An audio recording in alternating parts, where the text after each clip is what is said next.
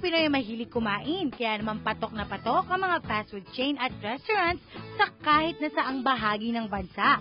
Ito ang dahilan kung bakit food business ang naisipang pasukin ng mag-asawang Captain George at Mrs. Nerissa Clarabal. Food business ang naisipan namin itayo dahil tayong mga Pilipino, likas talaga sa atin na kapag lumalabas tayo, hindi pwedeng hindi tayo kakain. Yung Filipino kasi, strong family ties tayo. So, hindi mawawala yung lumalabas tayo para makapag-bonding sa family. So, isa sa nakita namin na pwedeng magandang market is yung pagkain. Kasi nga, yun yung kultura ng Filipino. Ano nga ba ang dapat i-consider sa pagpuput up ng isang food business? Sa pagtatayo ng food business, I think one of the consideration is yung lasa ng pagkain. Dapat, syempre, kung sino yung market mo, ganun din yung ino-offer mo sa kanila. Let's say, kung Filipino, dapat lasang Filipino, lasang Pinoy na pagkain. And also, value for money. So, pwede naman kasing lasang Pinoy nga, pero hindi afford ng lahat. And then, of course, yung location. So, dapat maganda yung location mo, maganda yung food traffic mo, para accessible din sa mga customers. Sa panahon ngayon, ang Filipino dining taste ay naiimpluwensyahan na ng foreign countries.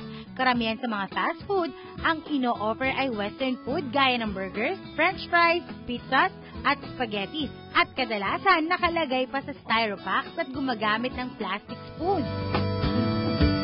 Pero ang mag-asawang ito, mas pinili ang negosyong nagtataguyod sa pagkain at kulturang Pinoy.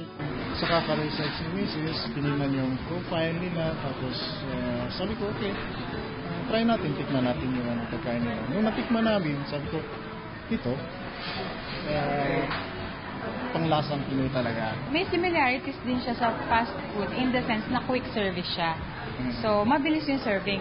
Kasi karamihan sa mga fast food ngayon, mabilis nga, pero yung ino-offer, hindi talaga pagkaing Pinoy. Sa pagnenegosyo, hindi lang pagkita ng malaki ang mahalaga. Mas importante na may maibahagi ka sa lipunan. Para makatulong sa environment, ginagawa niya dahon ng saging ang ginagamit na lalagyan ng pagkain. So, tsaka yung ginagawa niya ito, marami siyang natulungan pamilya, community na nagsusupply ng dahon. Hindi lang naman tayo nagbe-business for the sake na kumita. So, nagbe-business tayo for the sake also ng second generation ng mga anak natin with the thinking na magiging maayos pa kaya yung environment na maaabutin nila paglaki nila.